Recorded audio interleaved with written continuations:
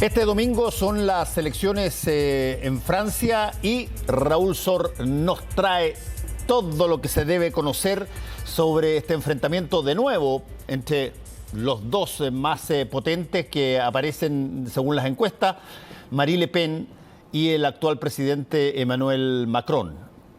Raúl, ¿cómo estás? Sí, hola, ¿qué tal, Fernando?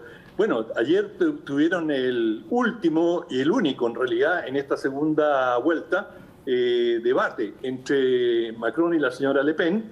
Y, bueno, nada cambió mucho, salvo que las encuestas dicen que Macron le ganó por casi 20 puntos en cuanto a quién tuvo mayor credibilidad, quién tiene mayor aceptación.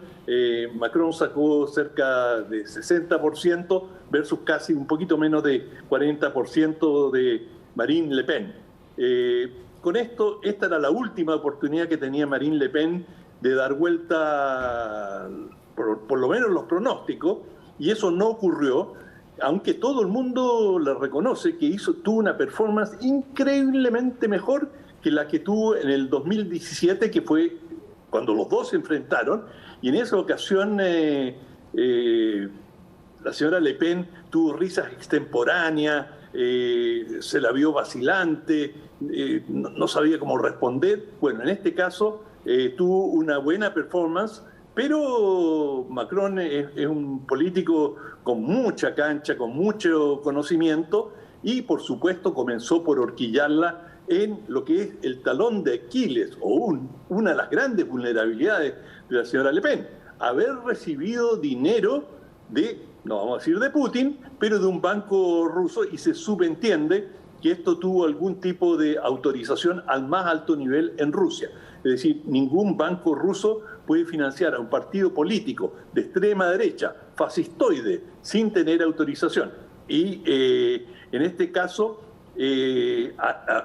la señora Le Pen recibió del orden de 10 millones de dólares de parte de este banco ruso, por lo tanto, para financiar su campaña anterior. Y esto, por supuesto, en las circunstancias actuales, con la guerra en Ucrania, Macron se encargó de refregarlo, y él ha tenido un protagonismo importante en respaldo de Ucrania, y ha sido uno de los líderes que ha estado a la cabeza del respaldo a la causa ucraniana y de enfrentar a Rusia. Además, Macron ya en las elecciones anteriores tuvo una serie de fricciones muy serias con Putin, porque salieron una serie de correos en que lo calumniaban, y claramente fueron calumnias en su contra, sobre su vida sexual, sobre una cantidad de temas que no tenían ni un fundamento realmente. Y esto, por supuesto, enfureció a Macron, como habría enfurecido a cualquiera que se vea en esa circunstancia.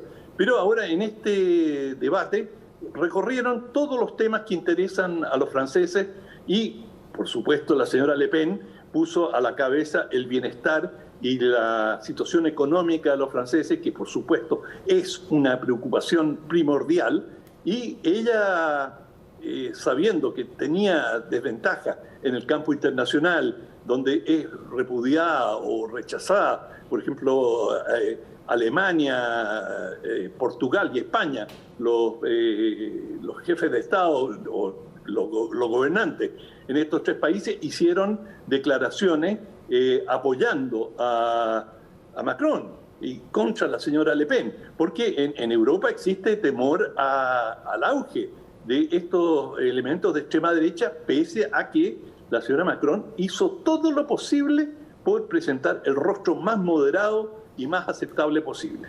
Oye, hay dos cosas que te quería decir. Una, primero, absolutamente técnico, que es interesante el setting del debate, porque colocan en el estudio a los candidatos enfrentados. No tienen que responderle a periodistas que hacen preguntas, sino que es un debate donde básicamente se tienen que estar mirando las caras uno al otro Y esa es una situación importante, dramática, por cierto, que es lo que me imagino se pretende, que el debate tenga un mayor protagonismo entre las personas que efectivamente van a competir. Esa es la primera, que lo veo desde un punto de vista, si tú quieres, profesional. En nosotros y en muchas otras partes, básicamente los debates son personas que enfrentan periodistas que hacen preguntas, más que una situación donde se enfrenten directamente los candidatos. La segunda cosa, te iba a preguntar, en el caso de los problemas que Macron tuvo muy fuerte con las movilizaciones sociales francesas, ¿te acuerdas tú todo el fenómeno de las chaquetas amarillas, todo ese tipo de situaciones?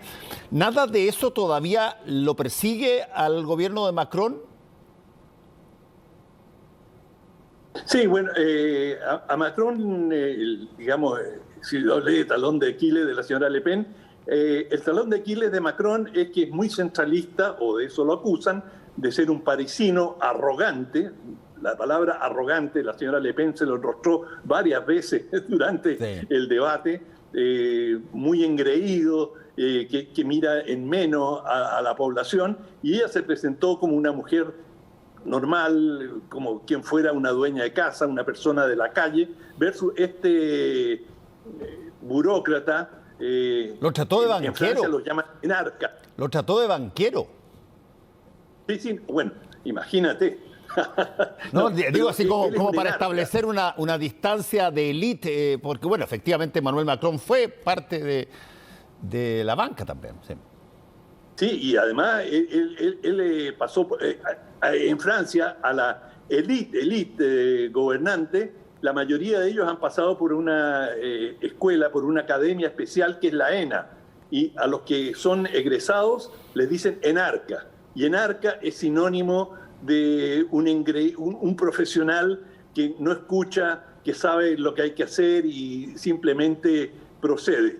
Pero en todo caso, en las encuestas le dan muy buenas posibilidades, o sea, dan por hecho, sería una sorpresa increíble si Macron no gana, porque la mayoría le da ahora, en estos momentos, las últimas encuestas le dan 2 dígitos de ventaja, más de 10%. Y en las elecciones anteriores, bueno, fue mayor la diferencia, ahora se estrecharía un poco, pero no tanto. O sea, bueno, veremos en definitiva cuál va a ser la diferencia, mejor no vaticinar sobre eso, pero las encuestas, no hay ninguna encuesta que esté dando por ganadora a la señora Le Pen, y en Francia las encuestas han funcionado, no han habido grandes sorpresas.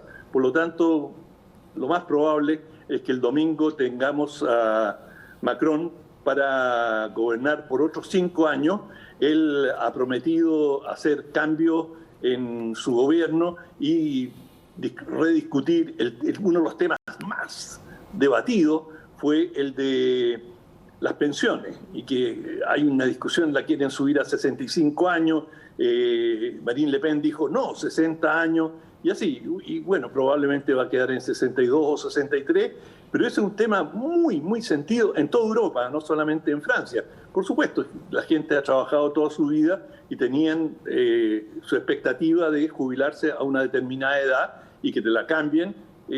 Un poco la gente siente que le están cambiando las reglas del juego. Y, oye, por cierto, perdón, sí. Sí, no, te iba a preguntar, los demás candidatos de esta elección, ¿cómo se han pronunciado o cómo eventualmente se podrían pronunciar en términos de su posibilidad de tener que ir a este balotaje, a un balotaje? Sí, bueno, la mayoría, Mélenchon, que fue el tercero, se pronunció, no dijo votar por Macron, dijo no voten por Le Pen. Que es lo mismo que decir voten por Macron, pero no lo dijo. Y él llegó tercero con más de 20% de las preferencias, es decir, estuvo bastante cerca de la señora Le Pen. Y lo que pasa, el problema es que los votantes de Mélenchon son muy heterogéneos y que, si bien son mayoritariamente izquierda, aunque parezca curioso, la señora Le Pen atrae un cierto voto de izquierda, atrae un voto incluso de lo los que fueron militantes del Partido Comunista francés, que fue muy poderoso en su tiempo. Bueno, hay un sector popular que anti-oligárquico, anti-elite, que en forma instintiva se tiende a identificar con posiciones de extrema derecha. Y uno de los puntos de contacto, a propósito que tú mencionabas, los chaquetas amarillas, sí, es contra la inmigración. Exacto. Y bueno, la señora Le Pen ha sido la campeona, la gran movilizadora. Ha habido otro candidato de derecha que también lo levantó, pero ella históricamente es la anti-inmigración personalizada. Esta elección, en el caso de Emmanuel Macron, el presidente, de ser reelecto, ¿esta es la última vez que puede ser reelecto o básicamente queda a criterio de la ciudadanía si es que vuelve a escoger o no al presidente de Francia? Me has hecho una pregunta constitucional sobre la cual no estoy seguro, pero supongo que son periodos de 5 años. Y la mayoría de los países que tienen este tipo de periodos de 5 años tienen un límite. Y además no sé si puede ser como en Chile, que puede volver a la reelección, pero no consecutiva. No consecutiva, sí. Interesante, a ver si es que mañana, la próxima semana lo conversamos un poco después, porque, este tipo de situaciones, aprovechando que estamos en una convención constitucional, son esas típicas cosas que eventualmente a veces es interesante ver las diferencias en distintos países sobre cómo proceden en términos de las reelecciones. En Estados Unidos tú tienes una sola reelección posible, inmediatamente después o sea, si quieres continuar, puedes tener hasta 8 años, pero una vez que la logras, esa reelección ya no puedes candidatearte de nuevo. Pero eventualmente podría haber también una disposición que le entregara a la ciudadanía la voluntad de determinar ella a quién quiere que los gobierne, digamos, independientemente si ya ha gobernado muchas veces. O puede ser como en Rusia, donde tienen la bicicleta entre sí, el presidente y el primer ministro y van alternando. Exactamente, hay todo tipo de situaciones. Oye, vamos al libro. Vamos al libro. Bueno, el libro es un título bastante original, La muerte contada por un sapiens, se refiere al Homo sapiens, por supuesto, a un neandertal. Es decir, estos dos hombres prehistóricos. Y está escrito por un muy buen escritor español, Juan José Millas y Juan Luis Azuaga. Y bueno, ahí lo tenemos en pantalla. Y los dos tienen una conversación fascinante. Es un libro de divulgación científica hecho de la manera más amena, tan amena como pueden ser los españoles cuando discuten coloquialmente.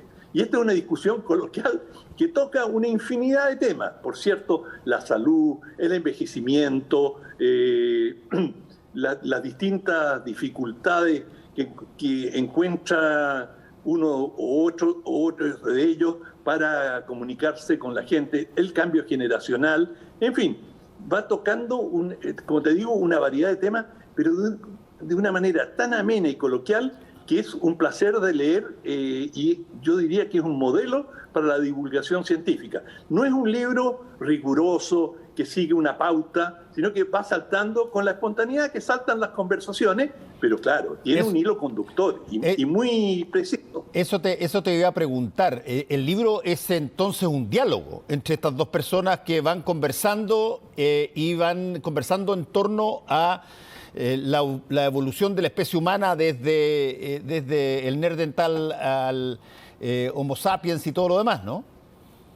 No es una discusión antropológica, sino que van pasando, por ejemplo, el rol de las mascotas en la familia y la importancia que tiene y cómo esto ha ido cambiando sobre el uso, por supuesto, de Internet y toda la comunicación moderna, va tocando una variedad enorme de temas que son temas de la cotidianidad, pero siempre con un trasfondo de conocimiento biológico y de evolutivo muy importante, lo que lo hace tremendamente ameno. O sea, independiente, yo aprendí bastante, pero además de aprender, me entretuvo. Bueno, interesantísimo entonces. Gracias, Raúl. Nos encontramos la próxima semana. Que te vaya muy bien. Sin falta, chao. Chao.